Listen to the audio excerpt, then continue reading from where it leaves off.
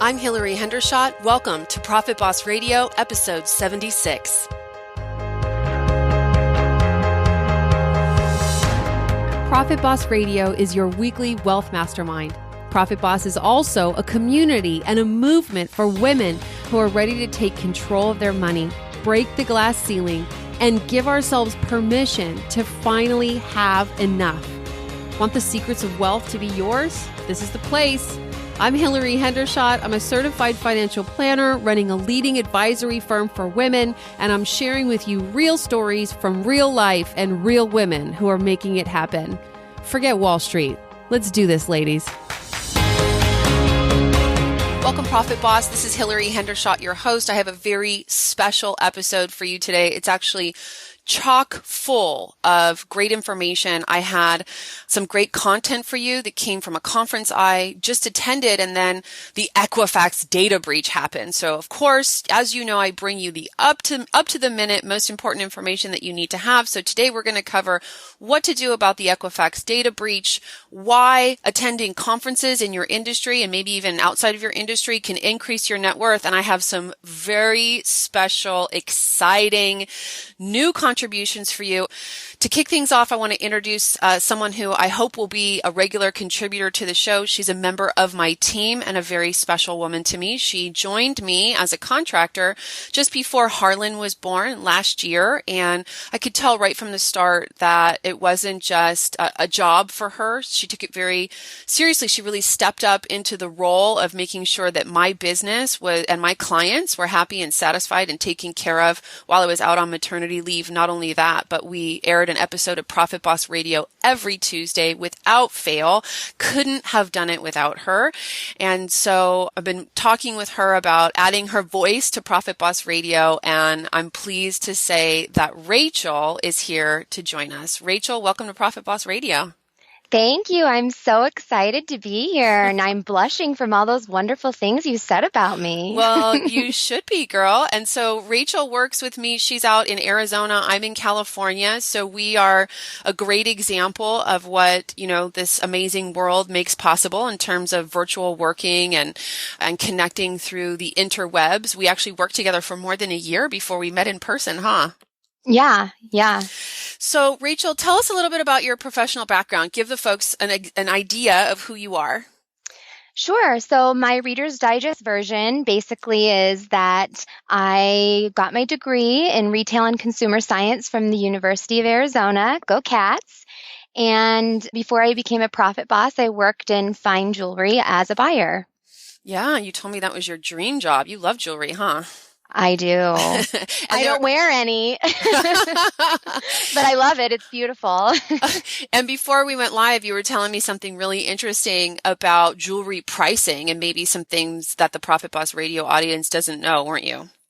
Oh, yeah, definitely. A lot of people tend to think that stores that do a lot of volume, such as Zales or Shane Co. or Jared, that they all have the best pricing, but really, because of the markups in jewelry at those national chains, you're actually paying a lot higher pricing than you would if you went to an independent jewelry store. So you have a lot more negotiating power when you're dealing with somebody who actually is doing the buying and there with the product. They know what the cost is, and you can save a lot of money on jewelry that way. That's amazing. And I mean, I myself didn't even know that, although I know because, and I think I've shared this on the show before, that I had an engagement ring from Tiffany. I was engaged previously to my current marriage, and neither the ring nor the man worked out. But I ended up selling that ring, and I know that he paid $25,000 for it. And the most I had a jeweler tell me I'd be lucky to get 5 for it, and I got 11 for it. So I kind of have this sense now that when you go into Tiffany specifically, that stuff is marked up like crazy. Oh yeah, you're paying for the name, definitely. And ladies, if your man gives you something from Jared and you tell all your girlfriends you got it from Jared, I'm going to tell you right now that you should actually say, and I overpaid, and he overpaid. He got it from Jared and he paid too much. That's right. You're not a profit boss. That's awesome. Okay. And this is just a perfect example of what Rachel's really great at. Rachel has always been someone on my team who has her finger on the pulse of what's happening out there. And so the thing I thought Rachel could do for you is bring you a segment called Rachel's Deals and Steals. And so Rachel, do you have some deals and steals for us today? Yeah, I actually do. I have a really exciting one. Yesterday, Hillary sent me a gorgeous picture of her new haircut. And what you'll probably learn from hearing my voice on Profit Boss is that I am a beauty junkie. I absolutely love going to the Nordstrom beauty counters. It's a complete shopping experience for me. The palettes, the colors, the 17 different versions of black eyeliner, it's all very wonderful. Anyway, I learned this weekend from my girlfriend while on a little shopping binge that if you are also a beauty junkie or just someone that really hates to go to the beauty's counters and it's just very overwhelming and you have your tried and true products that you're always buying, Sephora actually has a program called Flash Shipping, and it's $10 a year and you get unlimited free 2-day shipping with no minimum purchase.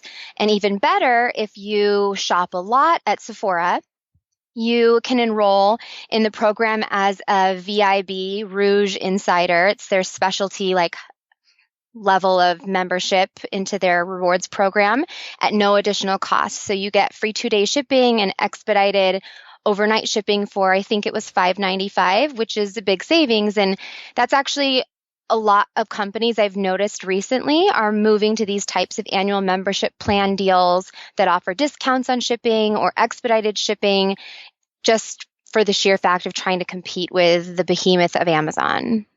That's amazing. I'm definitely one of those people who has my tried and true products. And it's not that I don't like the experience of looking at the variety and all the options. It is a little overwhelming for me, but for me, it's just a function of I've found what I like and I don't want to spend the time being there. Mm-hmm. But man, getting a makeover at the mall is so fun, isn't it?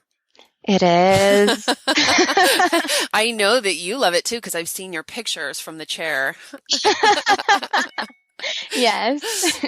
Well, thanks, Rachel. That was fantastic. To the audience, I hope that you really enjoy this new contribution to the show, and we're going to get right on with the rest of today's content.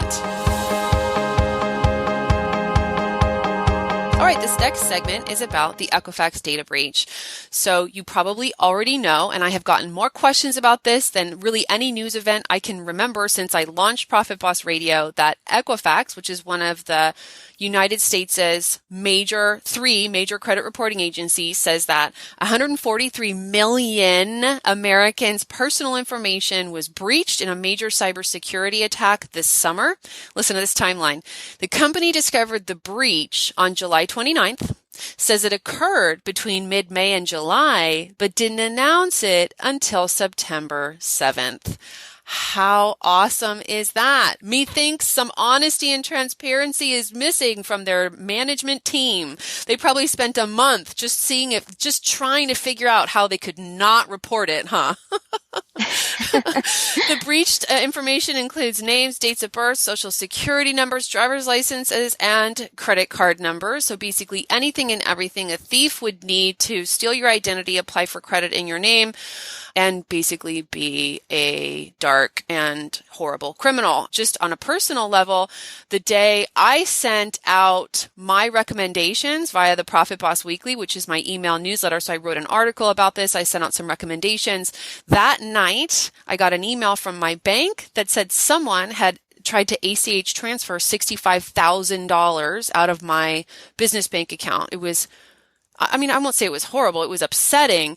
And it actually left my bank account overdrawn, which was interesting. And I learned in this way that having your routing number and bank account number actually allows people to potentially violate you and steal from you. Now, just to fast forward and give you the resolution on that one, the ACH transfer ended up, so not only did I put a stop payment on it, but then the ACH transfer just resolved. It was pending and it resolved and went away. So I got my money back, or the thief was foiled in this case. But, anyone can be the victim of credit fraud. And so what happened is right away, as soon as Equifax announced what had happened, they put up this website where you can check to see if your personal information is quote unquote potentially impacted. But you got to get this number. 143 million Americans' personal information was breached. And it's not like this is the first breach of a credit reporting agency. There have been many in the past. So my opinion, you should assume your information is out there, and now you need to be vigilant about your own credit history. So there's kind of a lot of noise about whether this website that Equifax put up is valid. So what you do is you put your name in, you put the last, I think, 6 digits of your social security number, and then it comes back and it either says you've been affected, or you've likely been affected, or you haven't been affected.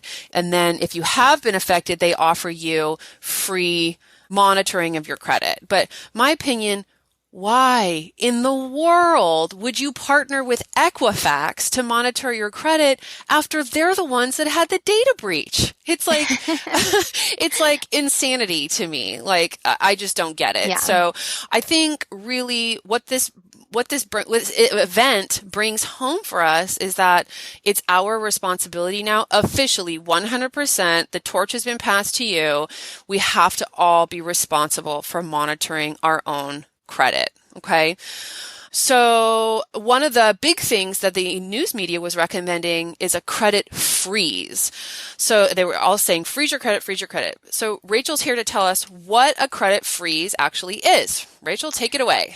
All right. So Profit Boss, a freeze makes credit reports inaccessible to new creditors. You can still access your own records, and it has no effect on your credit score. Because new creditors want to see your credit history, a freeze means they're unlikely to approve new requests for credit. Most credit agencies in most states charge to freeze your credit from anywhere from $3 to $15. Once you've done it, your credit is locked with a PIN so nobody can access it. And also, when you decide you want to use your credit or the threat is gone, you'll likely have to pay to thaw your credit, and you'll need to have those PINs on file for each credit agency. And so people are relating to this like it's a panacea, but in my opinion, it's at the same time drastic, costly, and inconvenient for you, and also insufficient to solve the problem. Worse, I think maybe freezing credit lulls people into a sense of complacency that their credit is now protected, that their identity is now protected, and it isn't. So as a metaphor, I thought of this. I love metaphors. It's like having your home security strategy be to lock the door from the outside to the garage, close the garage door, and then throw away the clicker. Throw away the little device that you use to open the garage door. Meanwhile, your front door's open, your back door's open, right? So there's all these ways that the thieves can still get at you. Just as an example, freezing my credit would not have stopped these thieves from trying to take $65,000 out of my bank account. They didn't do a credit check to do that. Okay. So I'm still out there. I'm still vulnerable, and so are you. And, if you have your credit frozen, it means you can't, get another credit card. You can't borrow money to buy a car or get qualified to, get a mortgage. You have to pay for the thaw and then wait for that to take effect. And you have to do this every time because it's either on or it's off. So you're either credit frozen or thawed, and then once it's thawed, then you don't have any protection. So instead of freezing, I think that, as I was saying, it's time to just really take responsibility for monitoring your credit. I do think you can partner with a few of these credit monitoring agencies. There's one called LifeLock. Now, there's some controversy behind LifeLock, which I'm not going to get into, but I do think LifeLock offers a valuable service. And also Costco offers one called Complete ID. I think Costco is a well-run company. I don't know much about Complete ID, and I'm not vouching for these services, and I have no relationship with them, but they do offer to monitor your credit for you, but they also don't do anything that you can't do yourself. Now, the thing that they do for you that I think is hard for you to do as an individual is they will notify you if someone applies for credit in your name. If you are So let's say someone is able to apply for credit, but they use a fake address. So if you don't get a letter in the mail that says you've applied for credit with this credit card, you won't know that they've applied for credit. So it's possible that someone could apply for credit with your social security number, get a credit card, and be using it, and you wouldn't know. And the alternative to using these credit monitoring services is that you have to pull your own credit reports. And there are 3 credit reporting agencies. So you would have to pull your credit with 3 of these agencies. And the news media makes it sound like it's super easy and straightforward to pull your credit. I've done it using the free versions just as a test. And I'll tell you what came to me, the report that I got was almost incomprehensible, incoherent. I didn't understand anything on it. And I'm telling you, I used to be a mortgage lender and I used to read people's credit reports for a living, right? So it's not like that was the first one I had ever seen. So I think it would be valuable to me to get an email or a text that says, hey, someone applied for credit in your name. I mean, I would be willing to pay. In fact, I'm going to join Complete ID. I'm going to use Complete ID because we're Costco members and it's worth it for me. But this doesn't mean that you can shirk your other responsibilities. So Rachel and I have some actions that you should consider now. So habits you should adopt now. First. Yeah, actually, Hillary, though, before we get into that, I just actually had a quick question. Because I have a card with Barclays Bank or Barclay Bank, and they send me alerts once a month just notating if my FICO score has changed, and gives me a brief history or a 12-month history of my credit score, and gives me an alert if, like when I purchased my car this past year, it gave me an alert saying, hey, somebody ran your credit. So is that enough? Am I doing my responsibility and being vigilant with that, or do I need to do more? Good question. Do you remember how long after you applied for credit to buy the car that you got the notification from the card? Within a week. Okay. So that's pretty fast. I would like it within 48 hours, right? If somebody applies for credit in my name, I'd like to know immediately so that I can notify the creditor that it's fraud. That makes sense. The other thing that your question brings up is the fact that you actually have 3 credit scores. So everyone in America has 3 credit scores because there are 3 major credit reporting agencies. For example, when you go to apply for a mortgage, the mortgage lender will take the middle score. They don't average them. They take the middle. So if you have a 750, a 725, and a 705, they'll take the 725. Now, in practice, most people's credit scores are pretty close to one another, like within 7 or 10 points, okay?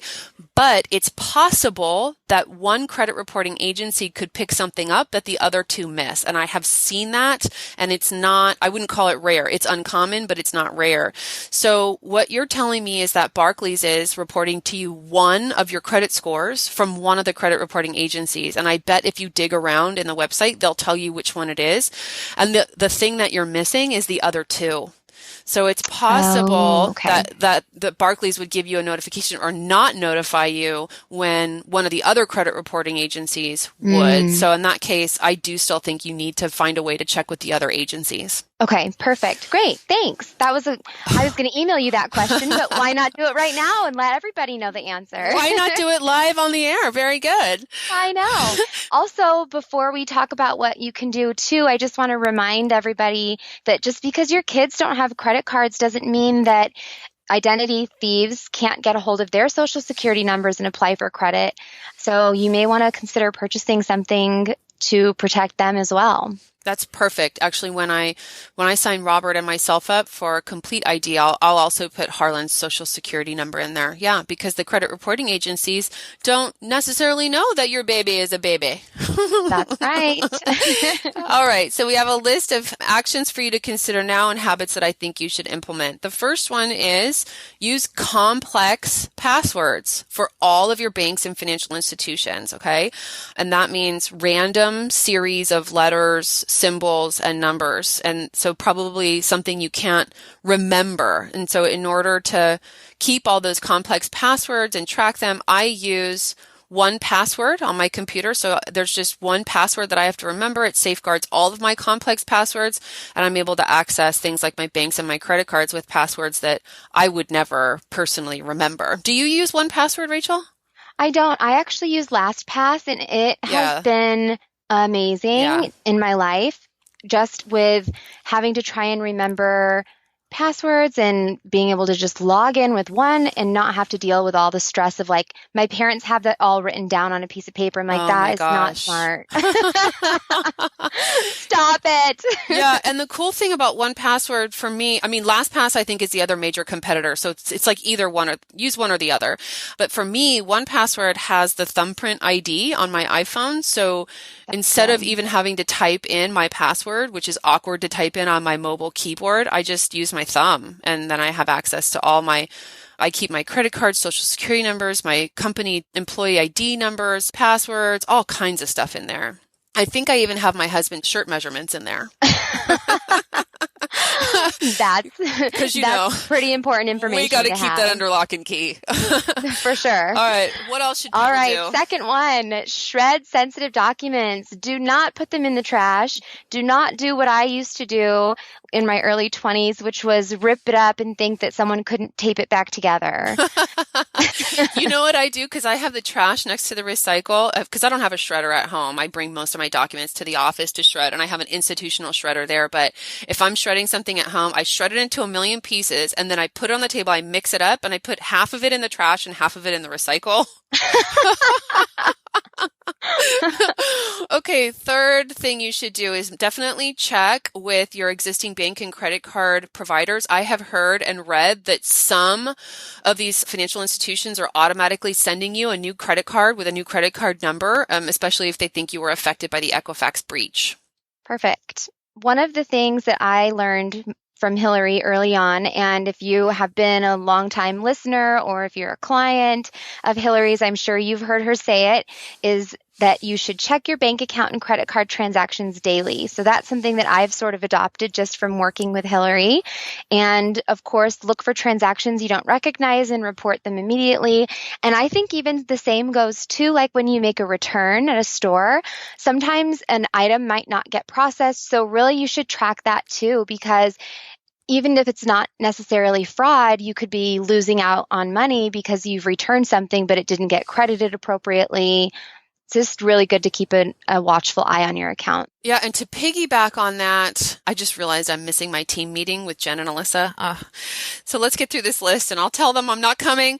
To piggyback on that, not only should you check your bank account transactions daily, but I think you should set up alerts for those accounts. So I have an email and a text alert that go out to me on any transaction over $250 in any of my accounts. And that does mean that I get a lot of text alerts, but you know what? I look at the vendor every single time, and 99 times out of 100, it's something I can just delete. But, 2 nights ago, I got that alert for the ACH transfer that was fraud coming out of my checking account. And that is what allowed me to call the bank and report it as fraud immediately.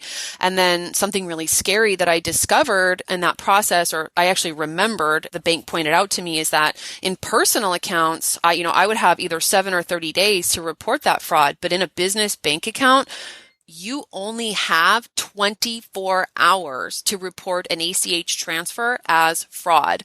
So if I hadn't had that email alert set up, there's a good chance I'd be out $65,000 right now. And for those of you who own businesses, and this is an actual business account, not if you're a 1099 using a personal account as a business account, but if you actually do business banking, you only have 24 hours to report an ACH transfer as fraud. So it is a big deal. So make sure you set up those alerts. Perfect. Also, make sure your contact information is updated with your banks and credit card companies. If you've moved, you need to get your addresses updated. Most of those firms have really robust fraud detection departments, and they'll reach out to you by phone or text if a transaction comes in that's out of your normal protocol. So you want to make sure they can reach you, email, text, like that. So canceling, violated or breached cards that criminals have got a hold of really is your first line of defense. And you need to make sure you have a good line of communication with your financial institutions. Yep, definitely. And lastly, just check your mail and email daily and open all of your mail. I have received so many of those fake checks where it's like really does look like you're getting a check and it's fake. And I open it. And so now though, like, cause I've had so many, sometimes I'm like, ugh, whatever. I'm not going to open that. Like I'll deal with it later. And it's a check. It was actually when I bought my first house, I got some of my escrow, I guess, back, and I had no idea it was coming. And I'm like, oh, wait, this is a real check. Great. Yeah. And so you can, if you don't open your mail, and it's tempting not to open your mail, right? Like it's a barrage of information out there. But if you don't open your mail, that leaves, potential financially sensitive information in your mailbox. And not only that, but you can miss checks. That's right. So I think the moral of the story today is we are now officially in the age where we must partner with the world and our financial institutions to safeguard our own financial security. It is not Equifax's job. They can't do it. They didn't do it. They failed at it. Criminals are smart, unfortunately. And if, I know there's no criminals listening to Profit Boss Radio, but you guys are little weasels. So it's really our job now. It's our responsibility. And so adopting these simple habits will help protect your financial identity. Let me give credit where credit is due. In the upcoming segment, you're going to hear several experts talk about why they chose to attend Podcast Movement. And I will, as a way of thanking them, name them here. I will tell you the name of their podcasts only. They're all business owners and successful in their own right. So if you want to find out more about them, head over to hillaryhendershot.com/76, where I've linked to them so you can find exactly where they are on the interwebs. My first expert is Philip Taylor of PT Money and the Masters of Money podcast. Then we have Keith Weinhold of Get Rich Education, Dawn Frazier of Barbershop Stories and a storyteller at The Moth, Amber De La Garza of Productivity Straight Talk, Mariah Seacrest Comer of Wealthy Boss, Jessica Kupferman of She Podcasts, Courtney Townley of Grit and Grace, and finally, Erica Mandy of The Newsworthy. Thanks, everybody. So in this segment of episode 76 of Profit Boss Radio, we are talking about how attending conferences in your industry or even not in your industry can increase your net worth. Last month, I was amazed and blessed to attend Podcast Movement for the first time. It's an industry about podcasting, and, attending conferences is a big deal for me. I have a husband and a baby, and I'm a financial advisor, so I have to attend conferences in the financial planning space, and I like to know more about marketing, so I attend marketing conferences, and man, there's just always something vying for my time. But I can't tell you how grateful I ended up being that I attended Podcast Movement. It was in Anaheim. And so not only did I get to fly my team out, and we went to Disneyland the day after podcast. And yes, we all wore our ears. If you're friends with me on Facebook, you saw those pictures of the team. But, I was able to make some pretty amazing connections. And one of the most amazing things I was able to do at Podcast Movement was create a panel of experts to talk to you, my Profit Boss Radio audience, and give you their opinions of why they attend conferences and how they choose what conferences to attend, examples of how attending conferences has increased their net worth, and even how they work it out to attend conferences. So most of the people on this panel, we had 3 men and 6 women, all podcasters ranging from complete newbies to money-making experts, and they're all talking to you about why they attend conferences. Now, I do need to apologize just a little bit. We were recording on the exhibit room floor. Anyway, where the trade show, the booths are. And there was a lot of noise in the background. And actually the first segment, unfortunately, with Keith Weinhold of Get Rich Education and Philip Taylor of PTMoney.com, the audio was so bad that I decided to not play it for you. I am going to play the rest of the audio with the ladies, and that's there's 6 of them, and they'll introduce themselves as they come on. But I have, instead of playing really bad audio for you, I have done something really fun. I think we've transcribed what these experts said, and Rachel and I are going to pretend to be them. So just a few. Only if I can be PT Money, because okay. I think his name is super cool. And he's actually a really cool guy. Okay. You can be PT Money and I'll be Keith Weinhold. This is going to sound, when we get into the content, I want you to listen from a particular perspective, because it's going to sound like it's a commercial for Podcast Movement, but it isn't, because these guests are looking at attending conferences from a lot of different perspectives. Okay. So you're going to have someone in here, Erica Mandy, who's doing a career change. She's just getting into podcasting. She hadn't even launched her first episode before when we recorded this. Also, Dawn Frazier, who's an expert storyteller and looking at parlaying her craft from live storytelling to podcasting. Some are here to teach and speak, and some because they'd like podcasters to be their customers or clients. So you can see, no matter what your perspective is on your industry, there's someone on this panel you can relate to. I think one of the major takeaways is be a speaker. A lot of the people who were most satisfied with their attendance at this conference chose to speak in one way or another, and it's something that I'm going to be talking a lot more about on Profit Boss Radio, is why you should speak, whether that's in meetings or at conferences or at live events, and how that can elevate not only your profile, but increase your net worth. We even got someone to give some introvert tips. So tips for those of you who don't naturally like crowds or relate to yourself like an introvert. I feel like that's a hot topic these days, whether you're an introvert or an extrovert. Rachel, I think I know the answer to this, but are you an introvert or an extrovert? You know what? It's so funny. At conferences and things like that, I am a total introvert until I find maybe a buddy or something. And then I am like full on, watch out, we're best friends. So I'm an extrovert really once I get to know somebody, but it takes me a little while. I'm a little shy at first.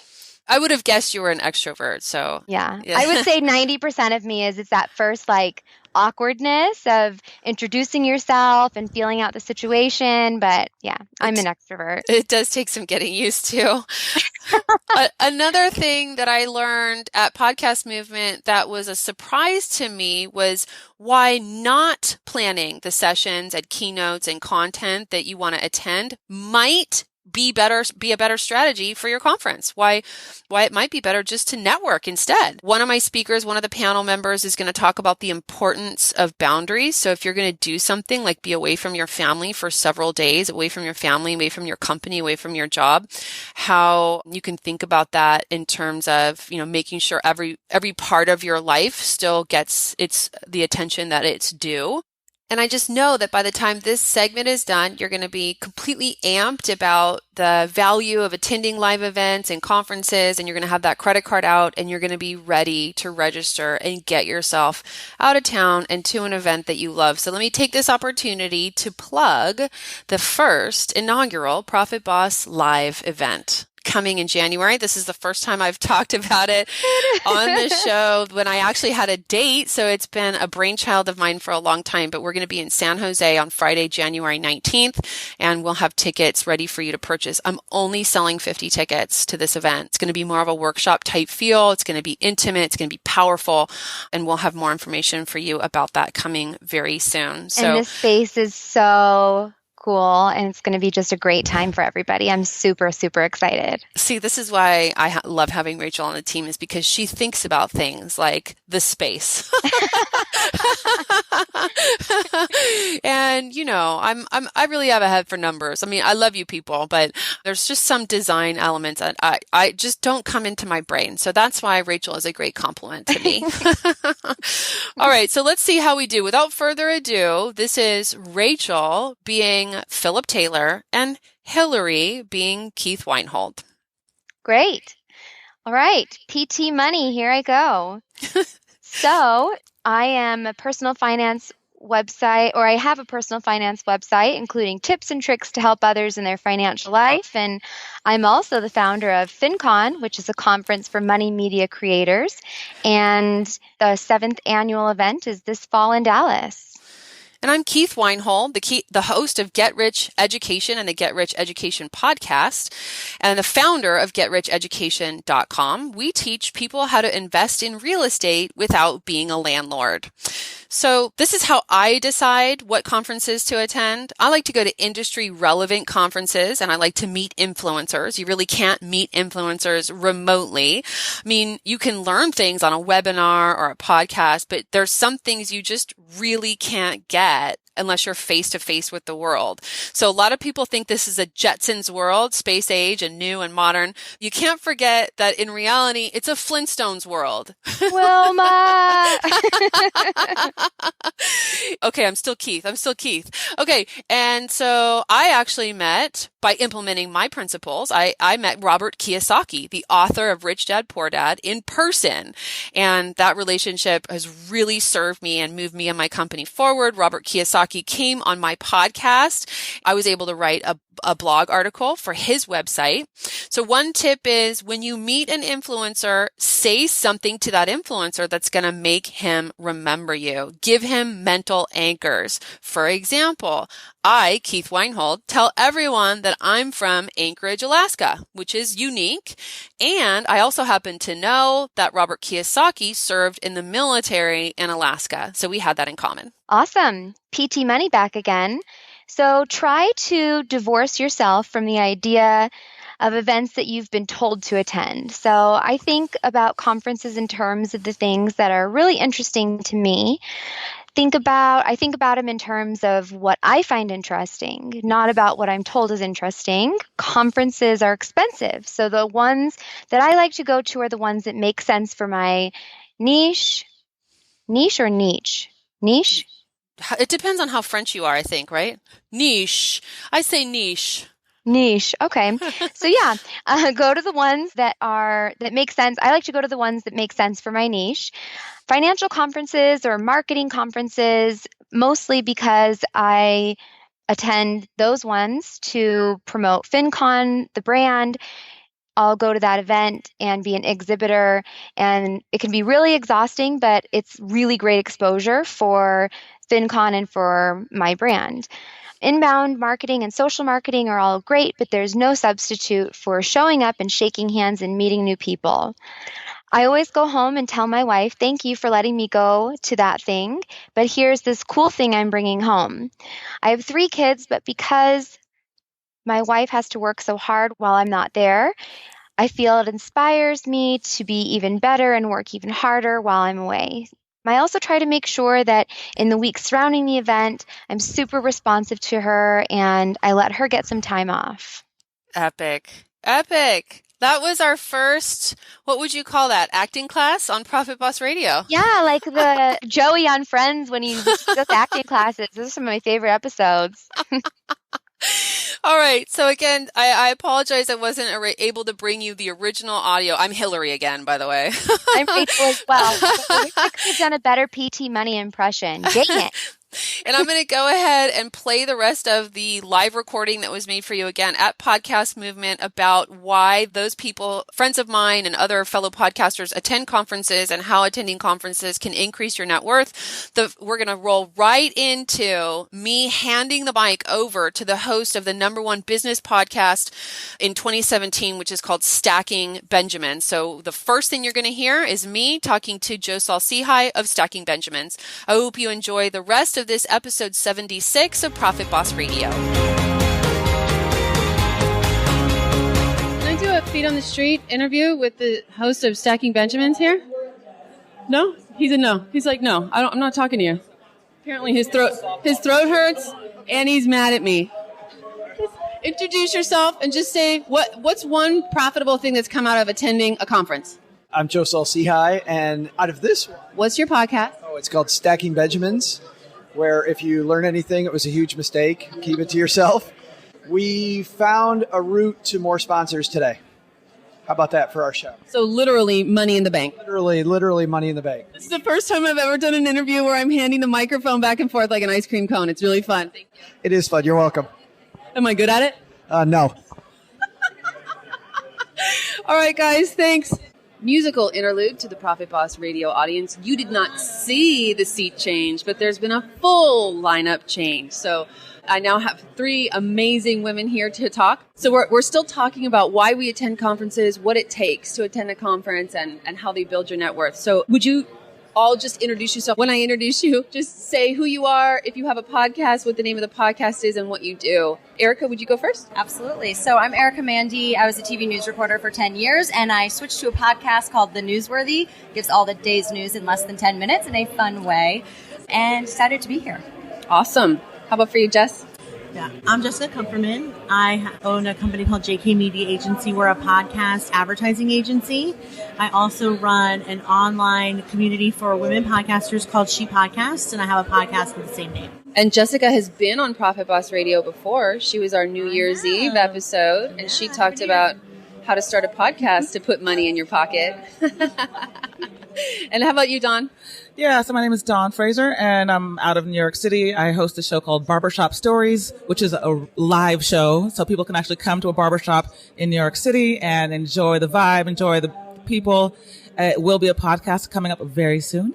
And I also work for an organization called The Moth, the lead instructor. So I travel the world working with people on their stories and on their speeches, which is part of the reason why I really am fascinated by podcasting and everything that we're doing here. Dawn's a very talented storyteller. Dawn, you attend a lot of events. How do you decide which events to attend? It really comes down to like the people that are going to be at the conference. Because as somebody who teaches and works with storytellers and people who want to be professional speakers, I need to know that these people are invested in what they are doing. So if you know that somebody is invested in financial literacy and they're at a specific conference, they're aspiring to do something in that field. So I want to specifically go to conferences where people know what they're about and they know that they want to excel in that space. And I want to work with those people to become better speakers, better storytellers, get their messages out there, and build their brands. So that's really interesting because I come to conferences not to get clients. I certainly am not at Podcast Movement to have someone hire me, but that's different for you. Someone who's here might want to hire you to teach them to tell their story in a more compelling way. So. Right. Well, I mean, for me, it's a little bit different. The reason why I'm here in the first place is because I coached a speaker.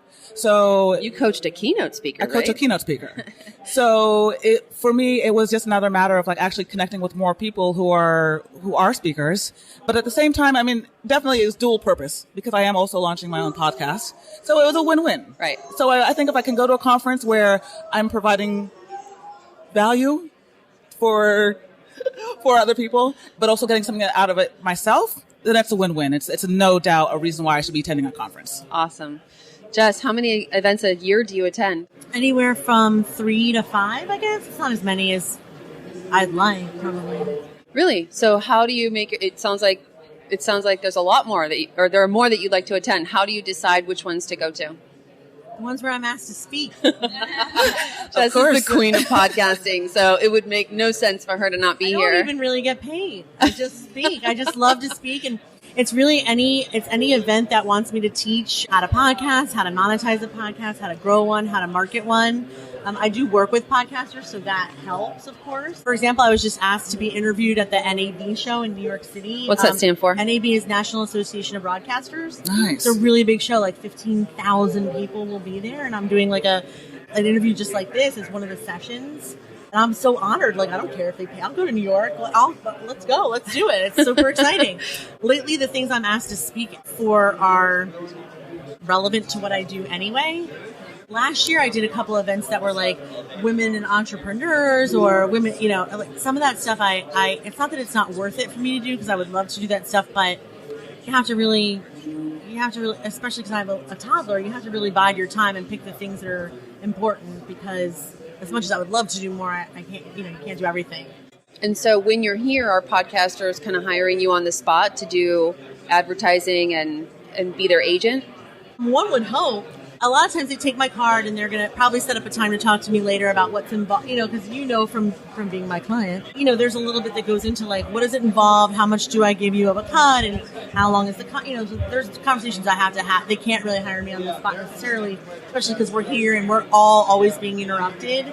They take my card and usually set up a time to talk once we go home. I feel like the women at Podcast Movement, because there's 12 of us, have really connected and bonded. So true. We need our absolutely. own. People always tell Elsie and I we need our own event. I would love to do that, except both she and I are terrible at planning events. So if anyone's listening and knows how to plan an event and wants to do it for us, you're hired. There's a need. Such a need. And we even know the venue and or we could even do it because I live in Philadelphia and next year PM is in Philadelphia. So we could even tag it on. I'm doing a call now. I have an idea of someone to connect you with. Okay, good. But yeah, I mean, I think, and actually speaking at events like this really not just helps me get hired, but the more workshops I do and live shows with Elsie and just walking around booths and introducing myself, when people want to meet me that are new to this space, like the guy from like Salem Media Group, they own like a ton of radio stations and podcasts. Like, all I have to do is be like, oh, let's meet my friend Jenny, and then I pass this person I know, that person I know, that person I know, and so it makes me look very knowledgeable, which is good. You want to be the person who connects people. Yes, but also that knows everyone. I've been the new person, and it's nice to go to the same conferences every year and feel like, yes, I know the guy who runs this thing, and I know the hosts from. It's nice to know the people who are running the booths. Yes, too, now, a powerful position. Erica, actually, my listeners might relate better to you because you're coming out of a career, stepping into podcasting, and so this is actually kind of a new foray for you. You want to talk a little bit about that? Exactly. When I was a TV news reporter, conferences weren't really a thing. There would be an occasional one that you would go to really just to learn and get inspired, but for the most part, you were just reporting and you weren't worrying about going to events. So when I was switching over to podcasting, it was a no-brainer for me to go to Podcast Movement. And already in 2 days, I just came in thinking I'm going to have an open mind. I'm going to talk to new people. I'm going to start up conversations, even if it feels a little bit awkward. And already in 2 days, I feel like I've made 4 friends that were like, I can introduce you to this person. I can introduce you to that person. I feel so much more welcome into this industry already in 2 days. Just by being willing to be outgoing and have an open mind and talk to new people. Mm-hmm. And so I see the value out of my pretty much first conference already. And it's also because podcasters never shut up. That's true. They are great people. It is hard to corral these ladies. Just hi. And Erica, you actually did a 5-minute speech. You got to be a speaker at your first conference. Yes, and that's something you can do before you even go is check into what opportunities can I sign myself up for, even if you're a little intimidated. I'm used to talking in front of a camera. I actually have not done that much talking in front of a crowd. It's either a microphone or a camera. But I was like, no, I know how to speak. Let me do this, and it will automatically. So I ended up getting voted into the Ignite speeches. There's 10 speakers. And I automatically met 9 other speakers, the organizer, and then whoever did come to that speech saw me with some authority. Yes. After speaking just for 5 minutes, I did have an expertise in interviewing and stuff from journalism that I could bring to the table, even though I'm new to podcasting. So I used that knowledge, whatever your skill or your story is, that you can bring to the table and have automatically some face time in front of people and some authority in front of people. And that sparked conversations immediately after the speech. People were coming up to me instead of having to go out and go up to other people all the time, which I still do as well. But it was a great way for me to jump right in even before I got to the conference. That's perfect. So I think the theme here is speak, speak, speak. Speaking is sharing. Speaking is sharing sharing. Is caring. Exactly. People get to know how smart you are, whereas if you just walk around like a wallflower, they don't. Everyone has something to offer. And everybody has a story. And so, it's awesome that you put those two together for this conference, because not only are you seen as an authority figure, but you're also getting practice. And the more that you do that, it's just only going to solidify your message, solidify your story, and really just kind of give you any type of confidence that you need to just get out there. So awesome. I'll be honest, I have been feeling a little taxed, and so I didn't apply to speak, and now I'm feeling regret. I'm feeling I made a mistake. We're getting you on the stage. Here is your moment, Hillary. I can. What's Nancy Kerrigan? Somebody. What was the name? What's the name of the? Box them in the ankle and break their leg, so they can't speak, and then fill in for them. It's a possibility. It's not a good business strategy at all. Okay, all right. I'll bag that one. I'll bag that. Tanya Harding. Ask Tanya how well that went for her career. Rethink that maybe. The last question I'd like to ask you is: do you have anything else to add? I would say that one of the most meaningful connections I've made is with you, Hillary. And it came from me just walking up to like 3 women speaking and saying, hey, sorry to be awkward, but I'm going to join this conversation.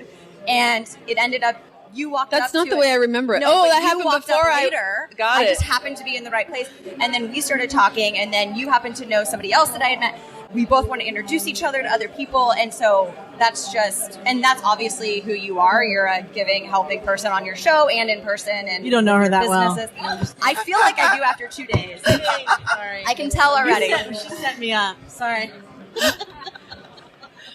I'm kidding. Obviously. We're actually mud wrestling later, right? Jello, I thought. Tickets are on sale. I'm borrowing your coconut bikini. You have a coconut bikini? Just, get out there and just start networking with people. Dawn is a social butterfly. We're also trying to find Mr. Dawn while we're here at Podcast That's right. Movement. So if you aren't already married, like myself, finding that SO of the future, your future special person is a possibility. And I'm speaking into your microphone right now, so, hit me up. Very sultry as well. What did this show just become? Ooh, that was quite a visual, Dawn. I love it. Well, women are more likely to talk about sex than money. Didn't we talk about sex? No, we didn't. Never mind. Totally editing that out. We can talk about sex and money. It's all good. No, not now. Okay. Well, tomorrow? Dating and money. Dating. Oh, wait. Dating and money. That's there right. we go. Where is Mr. Don? I saw him just a couple hours ago. He was walking around this conference, and I was like, where's my business card? Because I need to go run up on this brother and just say hello. The good thing about having a friend like Hillary. It's probably the best part. I mean, this is the reason why we go to conferences, right? Of course. I mean, we find people like in our industry.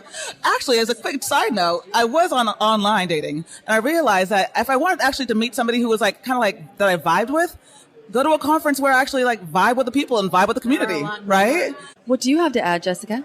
I want to give some introvert tips because I think people who are listening to this are probably like, yeah, that all sounds good, but I'm not doing that. So here's the thing I would say, because I'm a bit of an introvert and I get very overwhelmed by these kind of situations. It's like, make sure when you go to a conference that you promise yourself either 2 hours at the beginning, middle, or end of the day to be by yourself. I mean, maybe you need 3. And it's not, you may feel, if you do it at the end of the day, the first day, that you've met so many nice people, you don't need it by then. I often feel like I need it in the middle so that I can go out at night and be fresh in the morning. But I think introverted people, and podcasters oddly can be introverted. We talk, but we don't want to be spoken back to, maybe. So it's very intimidating, this whole thing where you're talking back to me. So like before the night event, maybe give yourself like 2 or 3 hours to like be by yourself, eat in your bed, don't speak to anyone, don't answer the phone. Like sometimes that can be the difference between you having a good time and you being overwhelmed and not wanting to be here. Thank you for letting me speak, Hillary. Oh, my pleasure. Thank you for inviting me. It was so flattering. Yeah, thanks for the invitation. The jewels of the podcast. Thank you. All right, next lineup. All right, another musical interlude to the Profit Boss Radio audience. We had a complete lineup change. I have 3 new participants in our panel interview. Would you introduce yourself, say the name of your podcast and what you do, and then why you chose to come to Podcast Movement? Amber? Excellent. My name is Amber De La Garza, and I have a podcast called Productivity Straight Talk. It's for entrepreneurs who want to improve their personal productivity to increase profits. So I came to Podcast Movement because I'm about 2.5 months into my podcast, and I felt like I needed to come here to level up my podcasting to see what I didn't know and grow it. I actually came here, so this will be my tip, and kind of what I did is I came here with some specific goals. Generally, I'm that girl that's like, okay, mapping out every breakout session I'm going to, and like, what does that all look like? And I left all that by the wayside and said, I'm here to meet 5 women that will improve my life in some way, and not that I need to get something from them, but connect with them, and that I would find 5 opportunities to potentially be on other people's podcasts. That was all my goal. That's it. And I hit a slam dunk with these ladies. Well, here's one podcast. Check. And I've been having amazing meals and laughs. So it's been amazing. In fact, I just sent a picture to my husband, and he's like, you look so happy. And I'm like, you know what? I'm just so grateful for this opportunity. I've met some amazing people. And how I'll monetize that is there's a lot of money in relationships. You never know how that's going to pan out. But as you build relationships, opportunities come from that. And from opportunities, money and profits. Beautiful. So thank you for having me. Yeah. Courtney, what about you? Yeah, my name's Courtney Townley, and I have an online business called GraceandGrit.com, and started a podcast 18 months ago now, the Grace and Grit podcast, which really helps to expand the definition of women's health, but we also do a lot of myth busting around things that women are told in the fitness and wellness space that, let's just face it, it's BS, right? Like, women do a lot of crazy things to try to reclaim their health. And I want to help to solve that dilemma, because it doesn't need to be so hard, and we don't need to waste so much time. And I came to this event because For a few reasons. Number one, I exclusively went online about 4 years ago, and I was somebody who was always working in a brick and mortar facility, right? I was always hands-on with my clients. And being behind a computer screen all day can be very isolating. And so that was part of it, is I knew I needed just exposure to other professionals. I reap a lot of energy from these things. I go home very fired up. But I will also say that when I started my podcast, it was like throwing spaghetti at the wall. I had no idea what I was doing. And sure, I garnered a little information here and there and slapped it together and somehow have made it work. And I've learned a lot. But I also know that these kinds of events save us a lot of pain in the future. And I'm just at a point where I am very short on time, and I really... She's not a short woman, but she's short on time. Short on time. So I want to maximize the time I'm putting into my podcast. I'm also at a point where I want to monetize my podcast beyond just bringing people into my services. I'd love to bring on a sponsor. And I just knew this was a great place to be exposed to that. I think that it's a great point what you said about being behind a computer screen and being at an event like this can really move things forward quickly, because someone who's an expert may have already worked out the kinks. And we, as solo entrepreneurs, we spend a lot of time figuring things out on our own. But hundreds of people out there have already figured it out. And you might just hear someone say something and it clicks something in for you that, raises your efficiency or your productivity or helps you provide more value and things like this. Mariah, would you introduce yourself? Yes, thank you so much for having me. I'm Mariah Seacrest Comer, and I have an online business. Are you related to Ryan Seacrest? I wish I would probably be a little richer if I was. Sorry, I had to ask. Everyone does. And that's always the line I use. So my business, since I do not get to ride on Ryan Seacrest's coattails, is Wealthy Boss. And I recently started a podcast to support that and help spread the ideas and the principles of that into a more easily digestible format, because I love podcasts and I know that I listen to podcasts. So Mariah, going to conferences can be hard work. How do you marry what you teach with what you do? Why do you come to conferences and how do you pick them? Yeah, so two answers to that. First of all, I often believe that self-care actually requires more work. So self-care sometimes means turning things off, letting go, doing less. Oftentimes, though, and I would say maybe perhaps more often than not, self-care means setting systems and strategies in place so that you can work smarter, not harder, so that you're investing, perhaps more strategic effort so that you don't have to completely reinvent the wheel every single time you do that. So, and then the second answer to that and why I chose to come to this conference, I really made an intention, especially the second half of the year, to attend more conferences for a very specific purpose. And that was just identifying a gap in my business. Paid advertising was no longer getting the type of lead generation that I wanted to see, but affiliate marketing was. So for me, it was a really, to be able to take my business to the next level and reach that, degree of financial success that I want and desire. I knew that involved meeting more like-minded entrepreneurs, potential affiliates, and since I had recently started the podcast, meeting, prospective guests to interview on my show and be interviewed with. So that was definitely a very specific purpose that was related to my financial goals. Fantastic. So we have productivity experts, health experts, and I'll go ahead and call myself a profit expert. I don't know. We all know it takes trade-offs to attend conferences like this. You have children. Mariah, do you have children? We have one on the way, and for everyone that just watched me drink a glass of wine last night, we are adopting her. Pregnant women can drink a glass of wine. It's okay. Public. And then I happen to know that Courtney and Amber both have 7-year-old boys. So we know it takes trade-offs. Can you give my audience something that you've learned, a tactic or strategy that you've brought into your life, into your marriage or your business that enables you to be away, that makes things easier on the folks who are at home, and how you have that go smoothly? Courtney, would you start? Sure. I would say boundaries, and boundaries with my work. I'm very passionate about what I do, and I could work on it on all hours of the day. Yes. And that does deplete me as much as I love it. And it also makes me feel like I'm just not as present for my family. And so I've really had to learn by doing it the wrong way first that I really need to have a time of the day where I shut it down.